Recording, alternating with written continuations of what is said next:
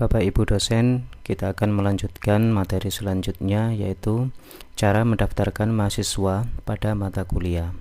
Setelah kita membuat course atau mata kuliah, langkah selanjutnya adalah mendaftarkan mahasiswa. Ada dua metode untuk mendaftarkan mahasiswa. Yang pertama adalah cara manual. Oke, langsung saja.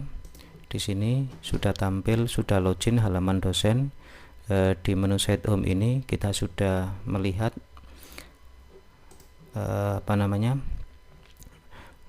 kursus yang sudah kita buat sebelumnya. Kita klik web programming 1, kemudian kita klik menu yang ada di pojok kanan ini, kita pilih menu yang paling bawah yaitu more, selanjutnya users, kemudian enrolled user. Sini masuk ke partisipan, yaitu anggota yang ikut di mata kuliah ini. Di sini kalau kita lihat baru dosennya saja, karena dosen tadi yang membuat mata kuliah ini. Selanjutnya kita klik tombol enroll user. Tombol enroll user ini ada dua, di bagian atas dan di bagian bawah, sama saja. Kita klik salah satu. Kemudian di sini kita ketikkan nama mahasiswa yang akan kita masukkan. Misalnya di sini saya mengetikkan Fajar, ada beberapa nama Fajar, saya pilih Fajar Nur Trengginas, kemudian Fajar Fajar Septiar misalnya, ya. Kemudian kalau sudah selesai, di sini kita klik enroll user. Oke, jadi sekarang sudah ada dua mahasiswa, Fajar Septiar dan Fajar Nur, yang sudah masuk di mata kuliah web programming 1 ini. Dan kedua mahasiswa ini tadi kita masukkan dengan cara manual. Kemudian yang kedua, self enrollment, yaitu mahasiswa mendaftar sendiri ke mata kuliah. Oke, cara yang kedua ini lebih mudah untuk kita buat, sebab mahasiswa nanti yang akan mendaftar sendiri. Dari menu yang ada ini tadi, kita kembali ke web programming mata kuliahnya.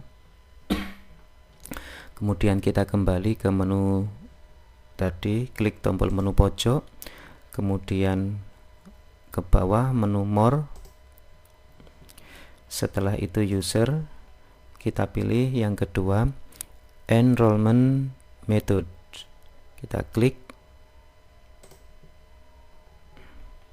kemudian di sini ada metode untuk mendaftarkan mata kuliah. Kita aktifkan self enrollment ini dengan cara klik self enrollment dengan cara klik gambar mata ini. Jadi ini kita klik enable. Ini gambar sebelumnya ini disable, tidak aktif. Kita klik. Nah, selanjutnya kita klik tombol edit, tombol paling kanan, kita klik. Kemudian di sini ada enrollment key. Jadi kita klik edit password. Misalnya kita membuat password yang paling mudah ya 123. Nah, ini enrollment key. Jadi kita membuat enrollment key ini nanti agar mahasiswa itu bisa mengetikkan key ini agar masuk ke mata kuliah kita. Kemudian kita ke bawah. Di sini ada start date. Ini kalau kita enablekan berarti kita bisa menentukan mahasiswa mulai bisa daftar itu di tanggal berapa, bisa masuk ke mata kuliah ini mulai tanggal berapa. ya, tapi ini kita tidak usah di enablekan.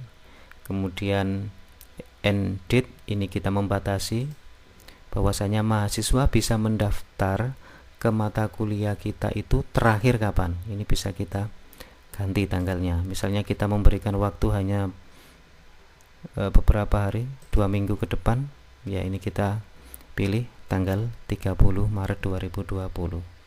Namun untuk contoh ini kita tidak usah menggunakan fasilitas ini. Kemudian bawahnya unenroll inactive after.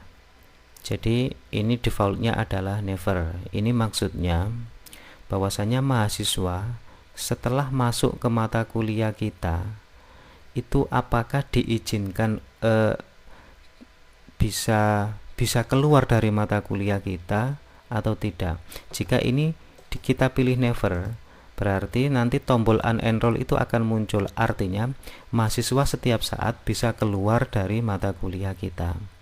Kalau kita pilih pilihan yang ada, misalnya 7 days, ini artinya ketika mahasiswa sudah masuk ke mata kuliah kita, jangka waktu 7 hari dia tidak akan bisa keluar dari mata kuliah kita. Berarti ini sudah terkunci, ya, sudah terkunci.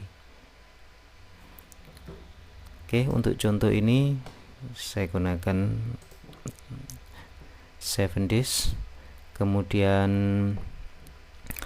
max enrolled user, ini jumlah yang boleh masuk ke mata kuliah kita itu ada berapa mahasiswa. Kalau 0 itu artinya tak terbatas, berapapun yang masuk bisa. Kalau kita isi 5 berarti kita hanya mengizinkan mahasiswa 5 mahasiswa yang masuk dengan menggunakan metode self enrollment ini. Ini saya kembalikan lagi ke angka 0, kemudian ke bawah. Jadi di sini tadi saya hanya men-setting ya enrollment key, saya buat key-nya 1 2 3, kemudian ke bawah unenroll inactive saya buat 7 hari. Mahasiswa tidak bisa keluar dari mata kuliah ini ketika sudah masuk selama 7 hari. Ini penting kita buat pilihan ini 7 hari ini, karena biasanya mahasiswa itu kadang-kadang setelah masuk tidak sengaja klik unenroll sehingga dia keluar dari mata kuliah yang sudah kita buat. Terakhir pilih save change. Oke, selanjutnya saya akan mencoba dari sisi mahasiswa. Oke, saya buka browser lagi, e-learning. Ini saya akan login dari sisi mahasiswa. Saya coba menggunakan salah satu mahasiswa. Login.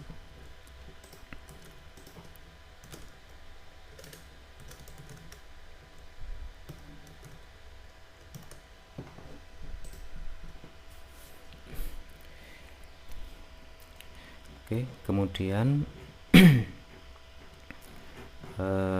sini akan kita masuk ke set home dan cari mata kuliah yang sudah dibuat.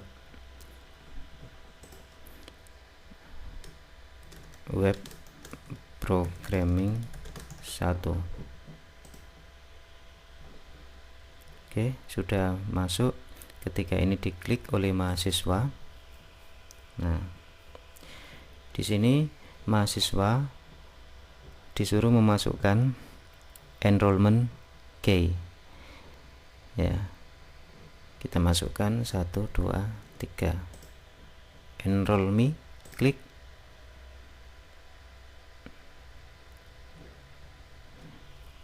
Nah, sekarang mahasiswa Muhammad Prayoga Hadi ini sudah masuk ke web mata kuliah kita, web programming 1. Kita coba lihat di posisi halaman dosen, saya refresh. Nah, di sini sudah menunjukkan manual enrollment ini ada 3 pengguna. 3 pengguna itu berarti dosen sendiri 1, kemudian 2 mahasiswa yang dimasukkan secara manual, kemudian di sini self enrollment mahasiswa sudah ada 1 yang masuk. Nah, ini yang barusan tadi mahasiswa atas nama Muhammad Prayoga melakukan masuk ke mata kuliah kita menggunakan self enrollment. Oke. Nah, kita bisa lihat kembali ke web programming. Kemudian kita bisa melihat more, terus user, enroll user, biar ini untuk menampilkan seluruh data partisipan atau data pengguna mata kuliah ini. Nah, di sini sudah ada 3. Yang 2 ini tadi kita masukkan manual, dan yang 1 ini tadi masuk masuk melalui self enrollment. Nah, ini sudah aktif. Kemudian kalau Bapak Ibu ingin menghapus mahasiswa mungkin salah memasukkan, di sini kita bisa klik tombol unenroll. Klik unenroll, maka data mahasiswa yang masuk sudah terhapus. Oke, demikian cara untuk mendaftarkan mahasiswa masuk ke mata kuliah atau kurs yang sudah kita buat.